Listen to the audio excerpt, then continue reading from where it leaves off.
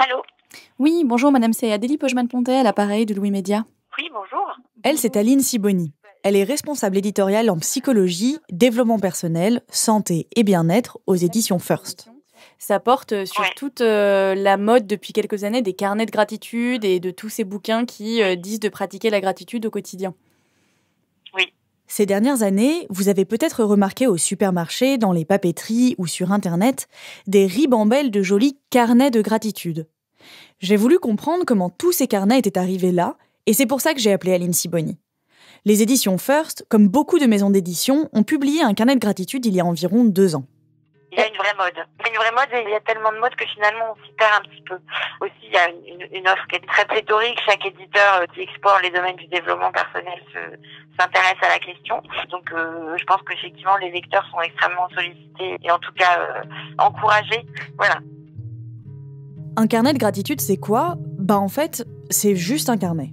Dedans, il y a des pages avec des lignes et puis des instructions. Aujourd'hui, je suis reconnaissante pour, avec la date à inscrire. Parfois, on vous suggère de recopier une citation qui vous a marqué ou de revenir sur votre semaine. Il y a souvent des illustrations et des phrases pour vous motiver à continuer l'exercice. C'est un peu comme un journal intime, où idéalement tous les soirs, vous réfléchissez à votre journée et vous notez les choses positives, petites ou grandes, qui vous ont marqué et pour lesquelles vous vous sentez reconnaissant. Par exemple, aujourd'hui, ce que je pourrais écrire dans mon carnet si j'en avais un, c'est qu'au moment où j'écris cet épisode, je peux vous dire que j'éprouve de la gratitude envers ma belle-mère qui m'a donné de la tarte aux fraises et aux framboises en repartant de chez elle dimanche. J'en ai mangé au petit déjeuner ce matin, c'était délicieux et réconfortant après 2 nuits d'insomnie. Merci la tarte aux fruits rouges et surtout, merci Sabine. La gratitude, c'est ce qu'on ressent quand quelqu'un a fait quelque chose pour nous a rendu un service, nous a aidés d'une manière ou d'une autre. Et attention, il faut que cette action soit désintéressée. Que cette personne vous vienne en aide sans attendre quoi que ce soit en retour, ni salaire, ni faveur particulière. C'est toute la différence entre ressentir de la gratitude et se sentir endetté envers quelqu'un. J'éprouve de la gratitude envers ma belle-mère Sabine, car elle n'avait pas particulièrement de raison de me passer une moitié de tarte. Elle l'a fait comme ça. J'éprouve aussi de la gratitude envers une famille qui m'a recueillie chez elle plusieurs semaines et puis ensuite régulièrement à dîner lorsque j'habitais seule à l'étranger. C'était une porte ouverte par pure gentillesse. Le carnet de gratitude, c'est donc un objet qui cherche à nous faire remarquer les belles choses ou les belles actions dont on bénéficie au quotidien. Quand même, le carnet de gratitude, du coup, c'est un compagnon. Ça vous propose comme un agenda, un livre compagnon que vous allez avoir sur vous ou à proximité pendant un certain temps. Il faut qu'il y ait une séduction en termes de fabrication, en termes de proposition graphique. Quand on tape « carnet de gratitude » dans Google, on trouve 1 100 000 résultats. Il y a des blogs qui expliquent le concept, qui donnent des conseils, des tutos, et bien sûr, il y a des liens pour s'acheter un carnet qui coûte généralement entre 10 et 20 €. Ils sont souvent colorés ou fleuris, parfois même pailletés ou irisés, majoritairement destinés à un public féminin. D'autres se la jouent plutôt minimaliste, avec une couverture unie et une typographie qui imite une écriture au feutre, comme si c'était gribouillé à la main. Vous pouvez même trouver un petit peu de verdure en décoration pour illustrer ce côté retour aux choses simples, retour aux choses vraies. Il y a une offre qui est tellement énorme sur des choses qui sont substituables, parce que c'est quand même ça le problème, c'est que finalement comment proposer quelque chose de vraiment original qui va le distinguer de son voisin. Donc si vous voulez, quand vous avez une offre concomitante de 150 carnets de gratitude, comment vous faites votre choix en tant que lecteur sans avoir vraiment observé page à page ce qu'on va vous proposer de faire. C'est super compliqué. Vous disiez qu'il y avait une offre pléthorique, que c'était très à la mode. Est-ce qu'on peut parler un petit peu de cette mode, justement ? Ça fait combien de temps ? Comment est-ce qu'elle s'est développée dans le milieu de l'édition ? Si ma mémoire est bonne, c'est plutôt comme beaucoup de choses dans le développement personnel. C'est un mouvement qui est anglo-saxon, en fait. Voilà, comme outil d'expression et qui a été en fait repris à la volée par des éditeurs en France. Pas forcément sur des concepts hyper originaux, mais je pense que ça a à peu près 3-4 ans. En fait, on a vu émerger les premiers titres, ça s'est un petit peu calmé, tout le monde a fait un petit peu la même chose au même moment, et puis là, je pense que la vague est passée. Alors qu'est-ce que ça veut dire la multiplication de ces carnets depuis quelques années ? Et pourquoi le milieu de l'édition s'est emparé de ce concept ? Est-ce que derrière une mode éditoriale, il y a un intérêt nouveau de notre société pour la notion de gratitude ? Et puis, à quoi ça sert de noter religieusement dans son carnet 5 trucs chouettes qui nous sont arrivés dans la journée ? Est-ce que ça a vraiment un intérêt ? Je m'appelle Adélie Pogeman-Pontet, bienvenue dans Émotion.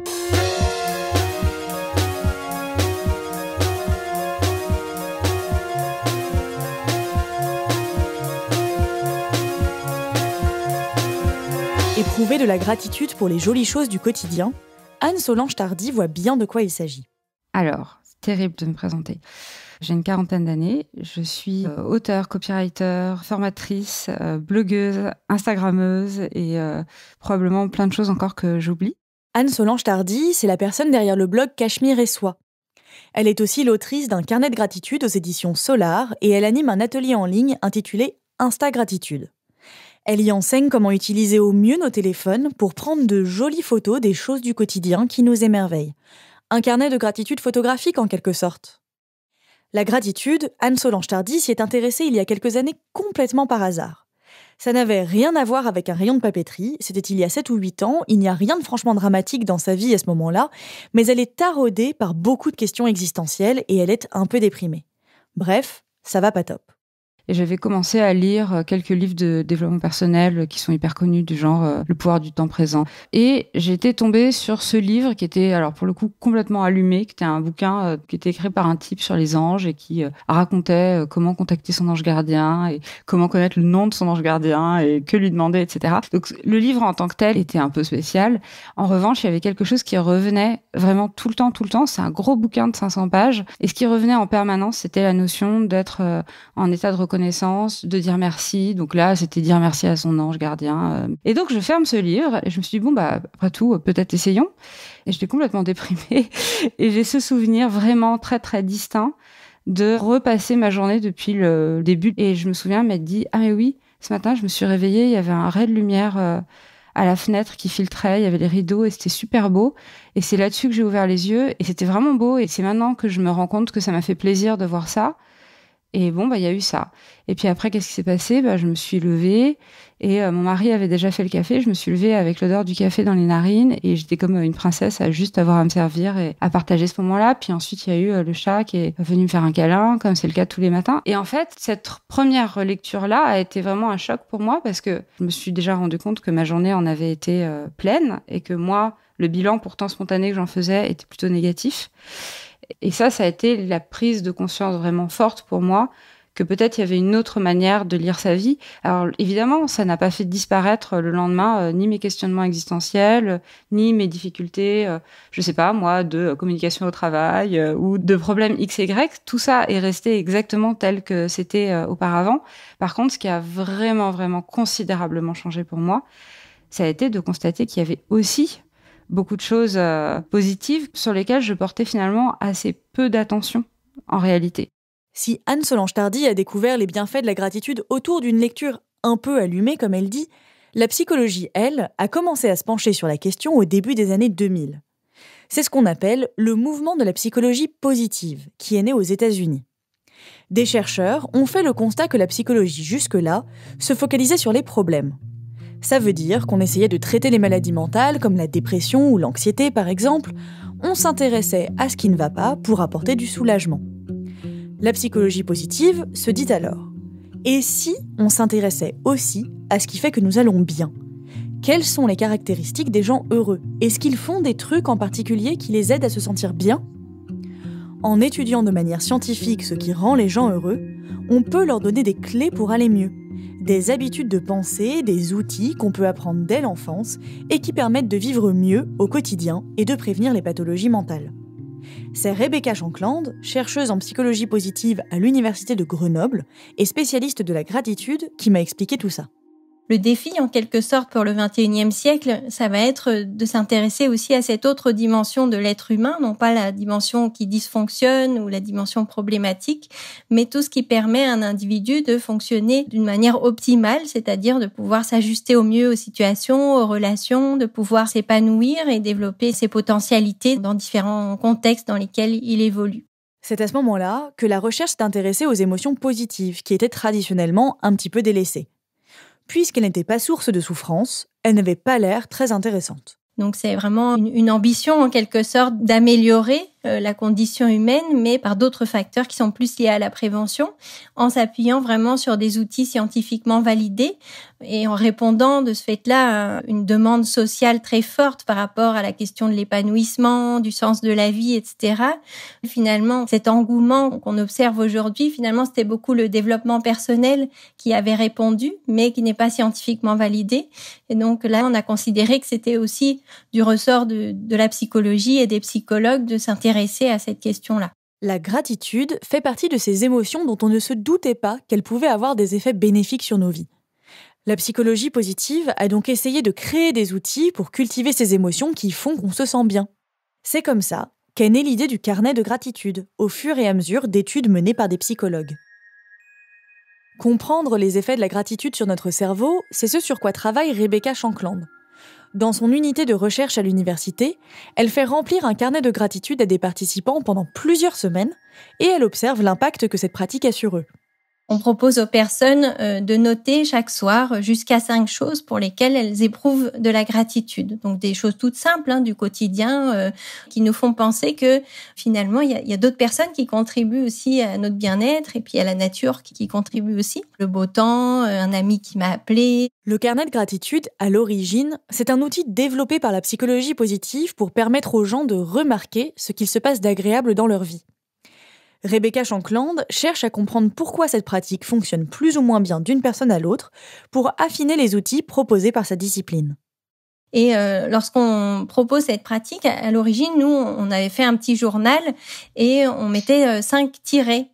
J'éprouve de la gratitude pour, j'éprouve de la gratitude, etc. Et en fait, les personnes qui commencent leur journal se sentent obligées de remplir les 5 cases puisqu'il y a un petit tiret. Surtout au début, on n'est pas habitué à faire cet exercice, donc on n'est pas attentif finalement aux petites choses du quotidien et aux gestes et aux intentions positives des autres. Et donc, on n'a pas forcément 5 choses à écrire. Et ça va avoir un effet inverse, c'est-à-dire les personnes vont se dire « Ah, mais en fait, il n'y a rien dans ma vie, j'arrive même pas à remplir 5 tirets. » Donc, c'est horrible. et par la suite, les recherches ont montré qu'il vaut mieux vraiment juste se connecter à l'émotion, c'est-à-dire écrire 5 phrases sur une seule chose, sur un seul événement, plutôt que 5 phrases sur 5 événements différents. Là, on essaye d'affiner vraiment la compréhension parce que finalement, le facteur d'efficacité, c'est arriver à se connecter à cette émotion. C'est pas faire un listing de plein de choses comme si c'était une liste de courses. Et donc, voilà, il y a plein de nuances qu'on peut apporter grâce à la recherche que intuitivement, voilà, on pourrait pas les inventer. Je trouve ça hyper intéressant parce que bon, j'ai moi-même essayé de faire un carnet de gratitude pas du tout lié à cette émission il y a, je sais pas, 1 an, 2 ans. Donc moi, je l'ai fait, j'avais pas du tout intégré cette dimension de se reconnecter à l'émotion. Et du coup, effectivement, je le faisais un peu comme une liste de courses, comme vous parliez, d'autant plus avec un peu d'un impératif de gratitude, un peu comme quand vos parents vous disent genre... Tu te rends pas compte, la chance que t'as un toit, t'as une famille. Je pense que j'avais pas du tout entendu et compris cette dimension de connexion à l'émotion et j'étais vraiment en mode genre, oui bon bah quand même, t'as un papa et une maman, donc sois contente pour ça. C'est vraiment intéressant ce que vous dites et d'ailleurs c'est une des raisons qui a fait que j'ai écrit le livre sur la gratitude, donc les pouvoirs de la gratitude, parce que j'ai perçu que ce message-là n'était pas du tout véhiculé. Anne-Solange Tardy a elle aussi fait l'expérience de cet impératif de gratitude en grandissant. Moi, la notion de gratitude jusqu'à présent, elle m'était non seulement étrangère, mais même c'était presque une petite blessure parce que ma grand-mère me disait tout le temps quand j'étais gamine, dès que j'avais la moindre plainte à formuler, elle me répétait tout le temps « sois reconnaissant ». Rebecca Shankland explique que beaucoup d'articles qui popularisent les carnets de gratitude laissent de côté la connexion à l'émotion. Et on se retrouve, comme moi il y a quelques années, à réciter sa liste comme une table de multiplication. Et ce que j'avais observé, c'est que les parents ont entendu qu'il fallait travailler sur la gratitude et donc ils mettaient beaucoup plus l'accent encore sur le merci. Mais le merci en tant que politesse. Et en fait, ça a un effet contre-productif. C'est-à-dire que plus on dit à l'enfant de dire merci, plus il va le dire peut-être par politesse, mais il ne va pas se connecter à l'émotion. Il y a d'autres pratiques éducatives qui permettent de développer la gratitude, mais qui sont plus liées à l'intention et l'empathie. Donc par exemple, le soir avec l'enfant, on peut dire « Tiens, qu'est-ce qui s'est bien passé pour toi aujourd'hui et qui a permis ça ?» Et là, du coup, on développe cette décentration par rapport à soi. Et donc, on aide l'enfant à prendre plusieurs perspectives. Tiens, mais il y a des gens qui avaient une intention positive pour moi. Il y a des gens qui ont fait un effort pour moi. C'est pas naturel. Tout le monde n'a pas cette chance-là, quoi. Mais c'est plus une prise de conscience par l'attention que en se disant, tu pourrais dire merci, tu as la chance d'avoir un toit au-dessus de ta tête. Alors que, par exemple, si on fait une pratique autour du repas, on prend un aliment que l'enfant aime bien et on lui dit, tiens, imagine toutes les personnes qui ont été impliqués dans la fabrication de cet aliment au début, qui ont planté le blé, qui l'ont récolté, qui ont fait la farine, qui permettent maintenant de faire le pain et de le manger aujourd'hui. Et donc, le fait de prendre conscience de cette chaîne humaine va petit à petit faire émerger l'émotion de gratitude. Ça peut prendre du temps. C'est pas forcément facile d'accès pour tout le monde. Mais donc, c'est vraiment très différent de cette injonction à dire, t'as vu la chance que t'as, maintenant il faudrait dire merci. Du coup, j'ai demandé à Anne-Solange Tardy à quoi ça ressemblait pour elle quand elle se connectait à l'émotion de gratitude. Se sentir reconnaissant, ça peut être une forme de transe, d'émerveillement en fait. Si je me mets à regarder ces fleurs, je vais probablement commencer par me dire merci d'avoir un mari si merveilleux qui a pensé à m'amener des pivoines et qui les a choisis parce qu'il savait que j'aimais ces couleurs-là. Et pour le moment que j'ai adoré, où je les ai coupées, je les ai arrangées. Puis voilà, ça va faire surgir plein de moments d'émotions agréables. Mais si je continue cette sorte de méditation un petit peu contemplative, ça va m'amener à quand même une fleur, oh là là, mon Dieu, c'est incroyable. Et puis je vais regarder chaque pétale et je vais penser à, je sais pas, plein de lectures que j'ai pu faire qui parlent de la nature et aux petites cellules et du coup, voilà, tout ce qui constitue un univers et qui est complètement fou et incroyable. Et probablement que ça va m'amener dans un espace de waouh, quand même. D'accord, la vie quand même c'est vraiment merveilleux, merci d'exister, en fait je suis juste heureuse d'exister, juste ça en fait. J'ai le cœur rempli et je me sens illuminée d'être si chanceuse juste d'être présente, d'exister en fait. Voilà. Voilà, et donc je suis un peu cinglée probablement aussi, mais c'est pas grave. C'est une émotion tellement bienfaisante qu'en réalité je souhaite que tout le monde puisse éprouver des choses aussi merveilleuses. Ok, mais alors, une fois qu'on a contemplé pendant des heures ou un instant les fleurs sur la table de son salon, le quignon de pain à côté de notre tranche de camembert, et qu'on est vraiment très connecté à notre émotion, que se passe-t-il ? Pourquoi Anne-Solange Tardy trouve-t-elle cette émotion aussi bienfaisante ? Comment ça marche dans nos têtes ? L'objectif, en fait, c'est développer une perspective différente, un rapport différent à soi, aux autres, à son environnement, qui va être moins impacté par ce qu'on appelle le biais de négativité, c'est-à-dire notre tendance naturelle à ne percevoir que, en priorité, ce qui va être menaçant. Et le soir, on se rappelle surtout de ce qui a été compliqué. Par exemple, si vous avez eu plein d'interactions positives au cours de la journée, mais une qui a été difficile, c'est celle-là que vous allez ressasser le soir et qui va du coup rendre plus difficile l'endormissement et affecter finalement les jours qui suivent. Et petit à petit, plus on a des émotions difficiles, plus ce biais de négativité est renforcé. Et c'est ça qui va aussi être un facteur de risque par rapport aux troubles anxieux, aux troubles dépressifs ou aux addictions. C'est ce renforcement du biais de négativité. On n'arrive plus à équilibrer le regard sur soi. On ne voit que ses défauts, ses difficultés. On n'arrive plus à percevoir les ressources et donc à les mobiliser. Et donc l'idée des pratiques de psychologie positive, c'est de rééquilibrer ce regard et de rendre plus accessibles les ressources qu'on a et l'accès aussi aux ressources autour de soi, la perception des ressources autour de soi. Ce biais de négativité, c'est une fonction qui a été déterminante du point de vue de l'évolution et qui nous a permis de survivre. Notre attention se porte spontanément vers ce qui est menaçant pour éviter le danger. C'est pour ça qu'on sursaute en entendant un bruit inattendu ou qu'on a l'intuition d'une présence derrière nous le soir en rentrant tard. Notre cerveau anticipe constamment ce qui pourrait nous nuire. C'est un réflexe cognitif nécessaire.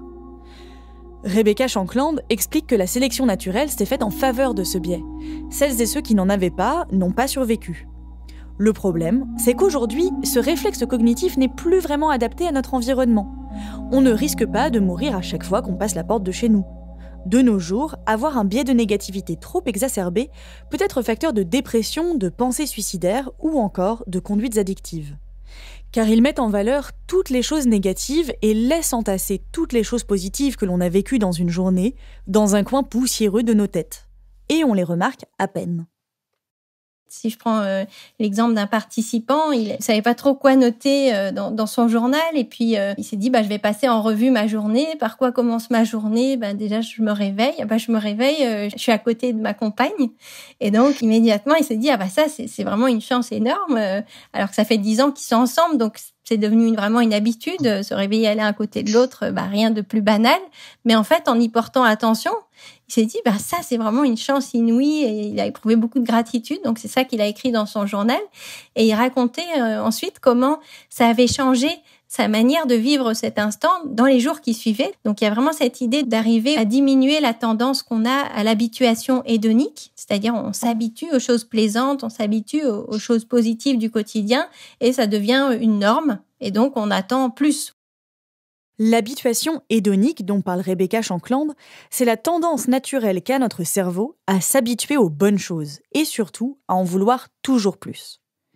Ce qu'il se passe dans notre cerveau, c'est que plus on l'incite à remarquer les choses positives, plus on rééquilibre notre biais de négativité naturel, et plus on fait ça spontanément, sans avoir à y réfléchir. Notre cerveau est entraîné comme un gentil chien qui donne la patte en voyant une croquette. La différence entre avant et maintenant, c'est je pense que avant déjà je percevais moins ces moments et surtout je les percevais éventuellement à retardement. Dans un premier temps, je me suis mise à constater rétrospectivement les belles choses qui s'étaient produites et me dire « Ah oui, ça c'était bien ». Et dans un deuxième temps, ça m'a surtout permis de les vivre en fait, pleinement. Ça veut dire de ne pas laisser passer quand je suis émerveillée par un rayon de lumière qui filtre à travers la fenêtre, de vraiment prendre le temps de considérer ce moment-là et de m'en nourrir en fait, de le vivre pleinement et voilà. Ça fait partie aussi des pratiques très efficaces parce que souvent la gratitude, c'est une émotion forte. Et donc, ça va intensifier le vécu de ce moment-là et ça va aider à l'engranger, ce qui va permettre de rendre accessibles ces souvenirs plus facilement. Donc, plus on pratique, par exemple, le journal de gratitude, plus on va créer une bibliothèque de souvenirs positifs qui vont être faciles d'accès et qui vont donc générer une évaluation plus positive de sa vie. Donc, lorsqu'on demande à des personnes qui ont fait ce journal de gratitude, on leur demande quel est leur degré de satisfaction par rapport à la vie, par exemple, elles vont avoir un degré beaucoup plus élevé que des personnes qui n'ont pas pratiqué. On voit qu'il y a vraiment une augmentation de la satisfaction par rapport à la vie, de l'optimisme, une diminution du stress, de l'anxiété, des symptômes dépressifs. Et il y a même des effets donc sur les symptômes physiques, donc des maux de tête, maux de ventre, des maux de dos, par exemple. Pour Anne-Solange Tardy, le changement a été drastique et bouleversant. C'est quelque chose qui a été transformateur en fait en une fois. C'est assez rare dans la vie les transformations qui se font en un instant, mais ça, pour le coup, en ce qui me concerne, ça s'est vraiment passé comme ça. C'est-à-dire, j'ai fait cette relecture de ma journée et tout à coup, ça a été comme si une nouvelle carte apparaissait dans mon jeu de cartes et que je me dise ah d'accord. Alors être reconnaissant, ça veut juste dire reconnais tout ce qui s'est passé. En tout cas, ne minimise pas au profit des choses qui vont pas, les choses qui ont été belles dans ta journée, les choses qui ont été soutenantes, qui t'ont aidé. Et en fait, cette transformation-là de être reconnaissant comme une sorte d'impératif plombant et enfermant à être reconnaissant comme quelque chose de nourrissant et en fait, nourrissant est vraiment le mot qui me vient le plus à l'esprit. C'est juste comme si avant, dans le spectre des couleurs, s'il y avait une couleur que je ne voyais pas et tout à coup je la vois et en fait, maintenant que je l'ai vue, elle est là. Et puis voilà, en fait, elle est là et puis c'est tout. Je pense que ça a été une des choses les plus aidantes dans ma vie. C'est comme découvrir un super pouvoir pour moi. Et ça n'a pas bougé depuis. Rebecca Shankland explique tout de même que l'exercice quotidien de la gratitude, ça ne convient pas à tout le monde. Sariaka Ramarla est typiquement quelqu'un pour qui la pratique du carnet de gratitude n'a pas été complètement efficace. Sariaka a 26 ans et elle habite dans une petite ville des Alpes de Haute-Provence. Elle aussi s'est laissée tenter par cette mode dont elle a entendu parler sur des blogs. Elle a commencé à tenir le sien en septembre 2018. Donc j'étais en période de forte dépression et j'avais vu un peu l'idée sur des sites ou des blogs et je me suis dit que ça serait un bon complément pour faire un travail sur moi avec la thérapie également. Je notais au départ des choses vraiment très basiques comme j'arrive le soir et puis j'ai un bon repas qui m'attend, ou le fait de pouvoir échanger et discuter avec mes parents. Parfois, je notais aussi les séries que je regardais parce que j'étais beaucoup devant l'écran pour essayer de me distraire un peu de ma dépression. Ou même le fait le matin de me réveiller et de voir que je suis de meilleure humeur ou que j'arrive à sourire, ce qui était déjà énorme. Voilà, des choses comme ça. Je n'avais pas des choses très extraordinaires à noter. Mais bon, c'est aussi le principe du carnet de gratitude, c'est de noter des choses toutes simples. Au fur et à mesure qu'elle allait mieux, Sariaka Ramarla a néanmoins remarqué que le carnet de gratitude était de moins en moins adapté à ses besoins. Pour moi, noter seulement des choses positives, ça ne me permettait pas de voir certaines situations en face. Et du coup, ça ne me permettait pas de progresser et, entre guillemets, d'aller mieux, de me guérir. Parce que justement, comme je suis une personne qui avait tendance à être très mal à l'aise avec le conflit, même de moi-même à extérioriser, dire que ça ne va pas ou quoi, j'arrivais pas à le faire. Donc, j'avais besoin aussi d'oser justement me confronter à mes émotions un peu plus négatives. Et le carnet de gratitude, ça a été la première étape. Et puis après, il fallait que j'écrive tout, quoi, mais que je ne laisse pas des choses de côté juste parce que ça me gêne. Même si le carnet de gratitude ne lui a pas suffi, c'est à cette occasion qu'elle découvre que le simple fait d'écrire lui fait du bien. Tous les soirs, j'essaie d'écrire même un tout petit paragraphe ou quelques lignes sur le ressenti de la journée. Et puis les gratitudes, après, je me le récite avant de dormir, quoi. Je me dis, cette journée, ça c'était sympa, voilà, mais ça m'a bien aidé quand il y a à nouveau des remous dans la vie. Je pense que je gère un peu mieux les choses qu'avant. Je me décourage moins vite, déjà. Le carnet de gratitude n'est peut-être plus tout à fait adapté aux besoins de Sariaka, mais ça reste une habitude de pensée qu'elle a prise et faite sienne. Et elle est loin d'être la seule à ne pas être complètement convaincue par cette pratique. Même Aline Sibony des éditions First, dont le travail consiste à vendre des cahiers de gratitude, n'en tient pas un elle-même. Le carnet de gratitude demande un engagement du lecteur qu'on fait bosser quelque part.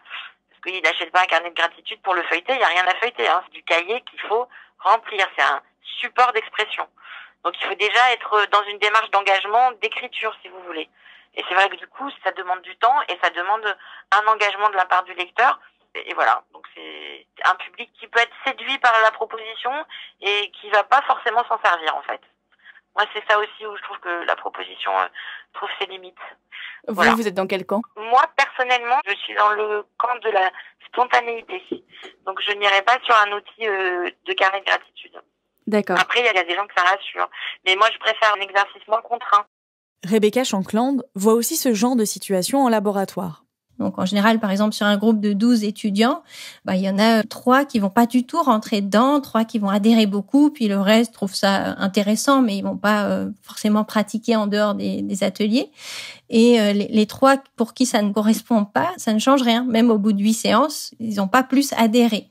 Et donc, il y a vraiment cette idée qu'on ne doit pas du tout forcer la main. Il faut vraiment que ça corresponde à la personne, à ses valeurs, à quelque chose qu'elle pourrait faire spontanément. C'est ce qu'on appelle en psychologie positive, et en anglais, le Person Activity Fit, c'est-à-dire le fait que l'outil doit correspondre très précisément à la personne à qui il est destiné. Pour Sariaka Ramarla, la pratique de la gratitude doit s'accompagner d'un retour plus général sur ses expériences quotidiennes. Les deux pratiques peuvent tout à fait coexister. On essaye d'y répondre du mieux qu'on peut, notamment en essayant d'apporter plus de nuances et en précisant que toutes les pratiques ne conviennent pas à tout le monde et que c'est vraiment aussi à chacun de sentir ce qui est bon pour lui et donc de pas se laisser influencer par quelqu'un qui dirait tout le monde devrait faire le journal de gratitude ou bien tiens je t'offre ça, tu vas voir ça va te changer la vie, etc. Donc il y a pas de recette miracle en fait dans la psychologie positive, c'est juste des processus et il existe des outils qui peuvent aider à agir sur ces processus. Nous, ce qu'on essaye de faire en tant que chercheurs, c'est informer les personnes, les rendre conscients de ces processus et ensuite leur proposer à elles-mêmes de trouver les outils qui leur conviennent. C'est donc grâce à la psychologie positive que s'est développé l'intérêt pour la gratitude et que l'on a découvert ses bienfaits au jour le jour. C'est comme ça qu'on s'est retrouvé en 2017 avec la mode des carnets à paillettes au rayon de papeterie. Une version un peu simplifiée des travaux de Rebecca Shankland et de ses collègues. La gratitude, ça a aussi des effets positifs quand il s'agit d'un groupe. Romain Jourdeuil, ancien doctorant en économie à l'université de Bordeaux, s'est intéressé à la manière dont la gratitude existe en entreprise. Lui aussi s'est demandé comment faire pour la ressentir, mais plutôt au niveau des relations interpersonnelles. Effectivement, on peut soi-même faciliter son ressenti de la gratitude en ajustant le niveau de comportement qu'on attend de la part de l'autre personne. Parce que si on attend trop de l'autre personne, on ressentira pas de gratitude parce qu'elle risque de pas justement arriver à dépasser nos attentes. Voilà, soi-même en étant humble, entre guillemets, en n'attendant rien des autres, on favorise l'émergence de la gratitude en nous. Et du coup, effectivement, c'est quelque chose qu'on peut, je pense, cultiver soi-même, ou des choses sur lesquelles on peut arriver à faire un travail sur soi, étant donné que la gratitude, c'est une émotion agréable à ressentir. Finalement, c'est des choses qui peuvent assurer notre bien-être sur le long terme. Il a notamment étudié comment un environnement qui favorise la gratitude au sein d'une entreprise permettait de développer plus de coopération, d'entraide et d'esprit d'équipe entre les employés. Un collègue qui va nous rendre un service, s'il constate qu'on valorise l'effort supplémentaire qu'il a fourni pour nous et qu'il perçoit de la gratitude qui a émergé en nous, ça va potentiellement, encore une fois, avoir cet effet un petit peu le chaud au cœur, quelque chose qui déjà favorise le bien-être. Mais ça va faire naître en lui l'envie de continuer à produire ce type de comportement. Et du coup, ça va faciliter, ça va solidifier en fait la cohésion de l'équipe. Du coup, ça va favoriser la coopération à la fois entre les deux personnes concernées et aussi potentiellement par rapport à d'autres personnes dans l'équipe. Si la gratitude favorise la cohésion et le travail d'équipe, c'est parce que c'est une émotion dite prosociale. Les émotions ou les comportements prosociaux, c'est ce qui implique que l'on se soucie des autres. C'est la gratitude, mais c'est aussi l'altruisme, l'empathie, l'entraide, etc. Lorsqu'on ressent de la gratitude, on reconnaît l'autre et les efforts qu'il ou elle a fait pour nous. C'est une émotion agréable qui nous met dans un état de bien-être. La gratitude nous permet de voir à quel point d'autres personnes peuvent se rendre disponibles pour nous aider ou nous soutenir. Or, le propre d'une émotion prosociale, c'est qu'on a envie non seulement de faire perdurer la sensation de bien-être qu'elle provoque, mais on a aussi envie de la partager. Les chercheurs appellent ça la chaîne de gratitude. C'est avoir envie d'aider à notre tour quelqu'un, que ce soit la personne qui nous a aidés au départ ou même quelqu'un d'autre. Bien sûr, en fait, ce qui se passe, c'est que éventuellement, il y a une possibilité de réciprocité directe, mais c'est vrai que dans le cas de notre exemple, c'est pas immédiatement possible.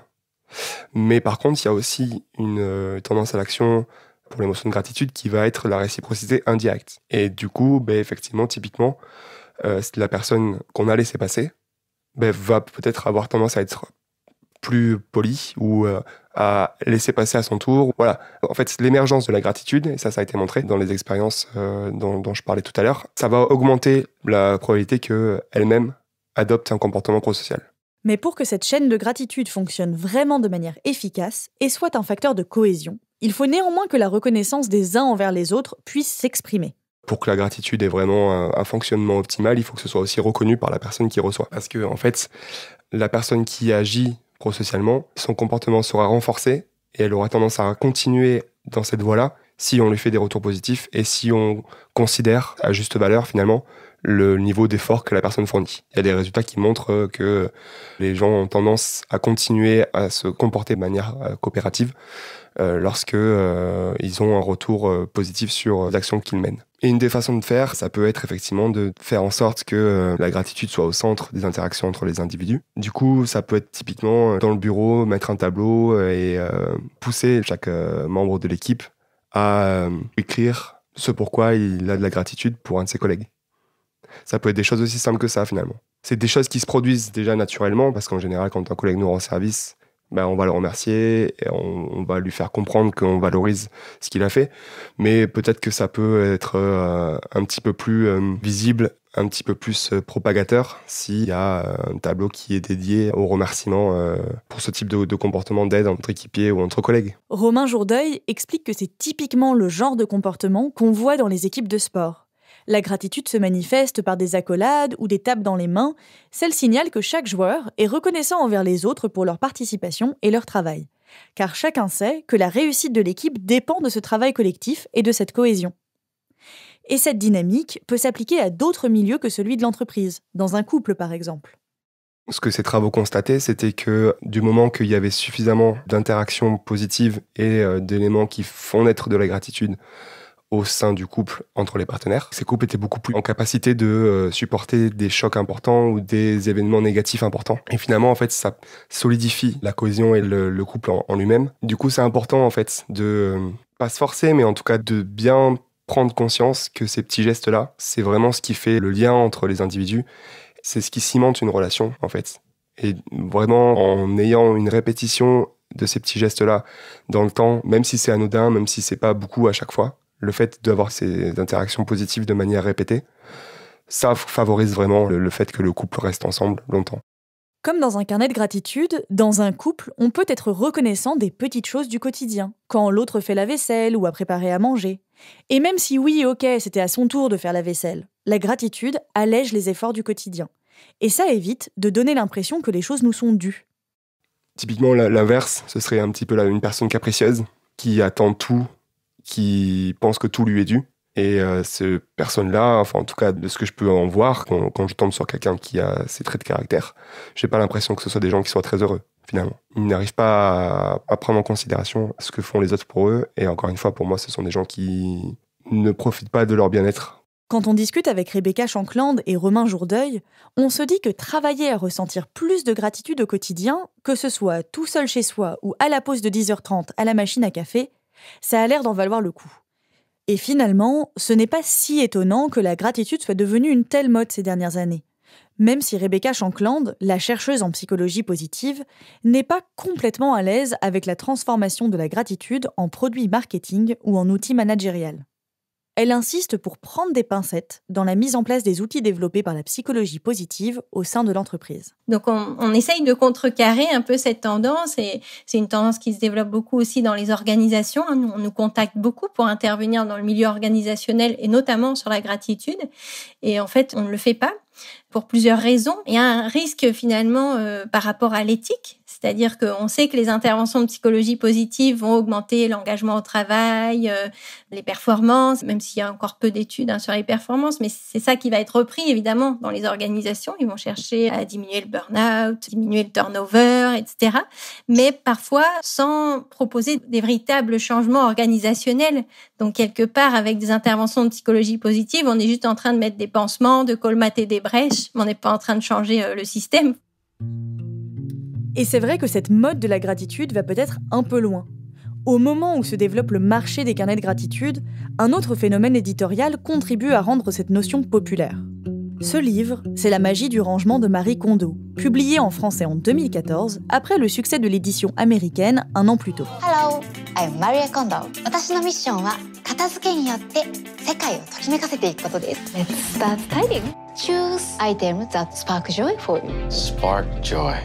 Marie Kondo est une japonaise d'environ 35 ans dont le boulot, c'est d'être experte en rangement, et pour qui la gratitude est un outil. Comme elle ne peut pas ranger toutes les maisons de la planète, Marie Kondo forme aussi des coachs. On a suivi Christine Tessier lors de son premier rendez-vous avec une nouvelle cliente, Béatrice. Bonjour Béatrice. Vous connaissez le principe ? On sort tout. Et là, on commence à faire des choix. Ok. Attention. Marie Kondo a mis au point une méthode de rangement radicale, qui consiste à trier toutes ses possessions par thème.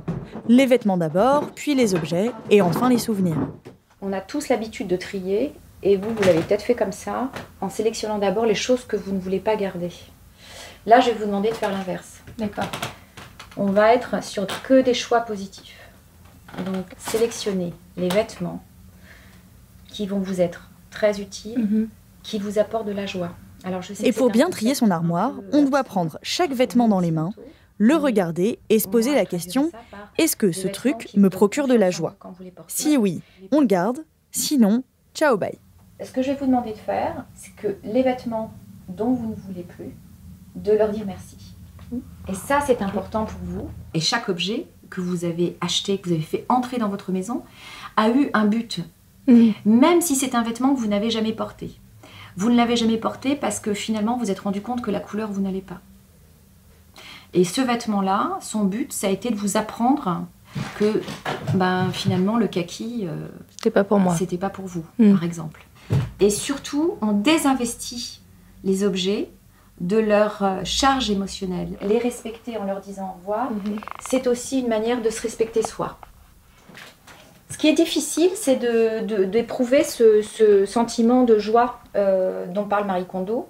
Là, on est dans quelque chose de très empirique. On ne se dit pas non, ce pull, je peux pas le donner parce qu'il a coûté très très cher, ou cette jupe m'a été offerte par une amie très chère, je peux absolument pas m'en séparer.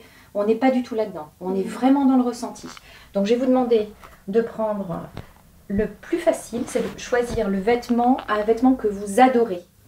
Vous allez le tenir contre vous et c'est vraiment la sensation que vous allez devoir retrouver avec tous les vêtements que vous allez sélectionner. Comme Rebecca Shankland, Christine Tessier insiste sur le fait qu'il faut avant tout se connecter à l'émotion que nous procurent nos vêtements.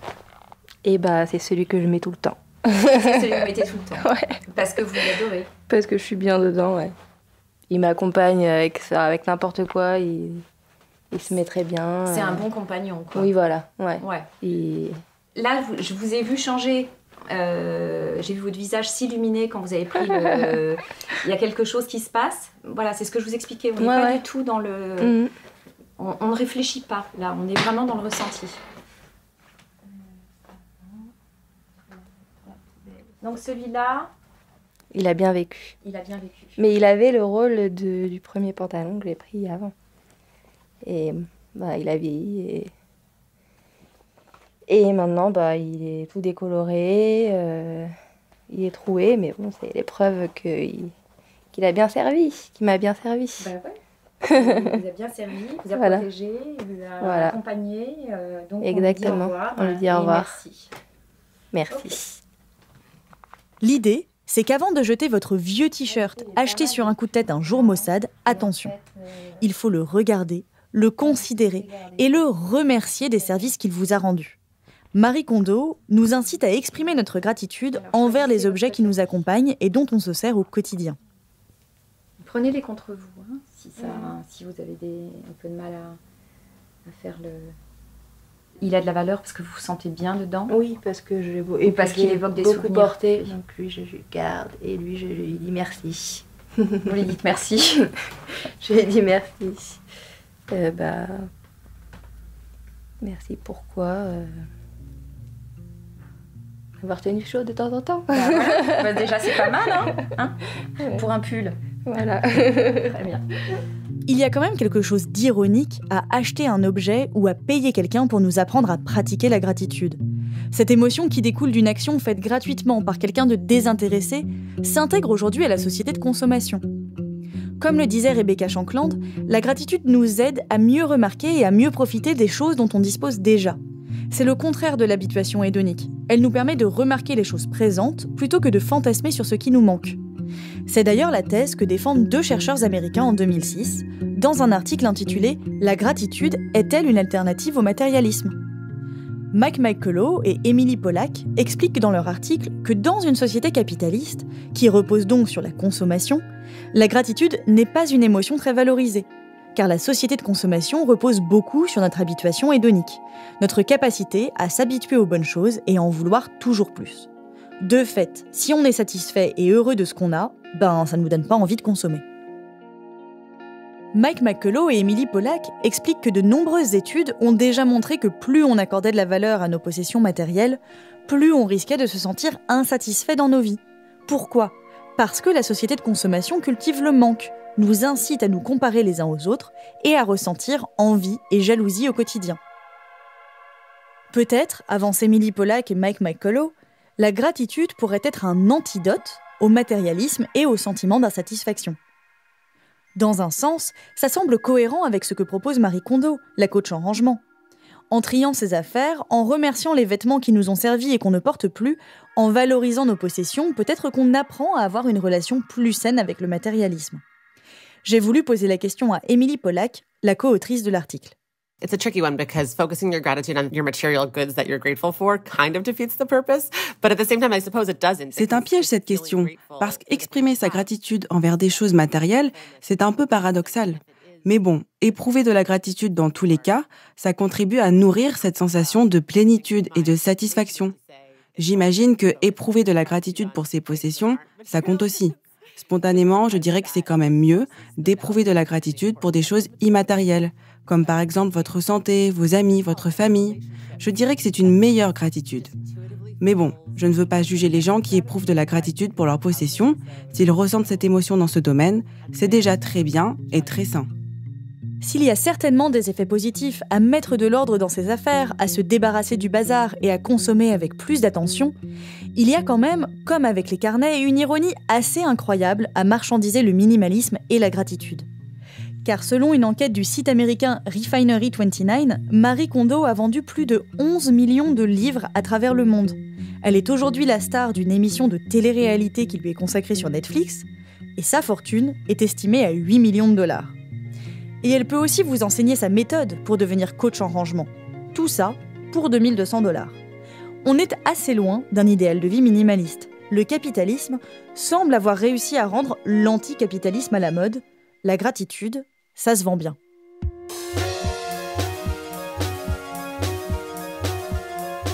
Vous venez d'écouter le dernier épisode de la première saison d'Émotions, un podcast produit par Louis Média. Les interviews ont été réalisées par Amel Almia, Ayoub Beliad et moi-même. Iris Ouedraogo a assuré la direction de tournage, Maëlle Diallo a participé au montage. Charlotte Pudlowski était à la rédaction en chef. La création sonore est de Nicolas Vert et de Claire Cahu. L'enregistrement et le mixage sont de Jean-Baptiste Aubonnet. Je voudrais aussi exprimer toute ma gratitude envers les personnes qui ont contribué à cette première saison d'Émotions. Nos interlocuteurs et nos interlocutrices, les journalistes, les ingé-sons et bien sûr à toute l'équipe de Louis Média. Et surtout, merci à vous, les auditeurs et auditrices d'Émotions. Je suis vraiment touchée par votre soutien et par vos messages tout au long de cette saison. Et si cette première saison vous a plu, n'hésitez pas à nous laisser des étoiles et des commentaires. Ça permet de rendre l'émission plus visible et de la faire connaître à d'autres. Et pour ça, nous vous en sommes vraiment reconnaissants. Vous pouvez écouter Émotions sur toutes les applications de podcast, sur Spotify, SoundCloud et YouTube, et nous suivre sur les réseaux sociaux @Émotion Podcast, Émotion avec un S. Et si vous avez une histoire forte en lien avec une émotion, n'hésitez pas à nous écrire à hello@louismedia.com ou sur Twitter @APJZPTY. On revient bientôt pour une saison 2. En attendant, prenez soin de vous. À très vite.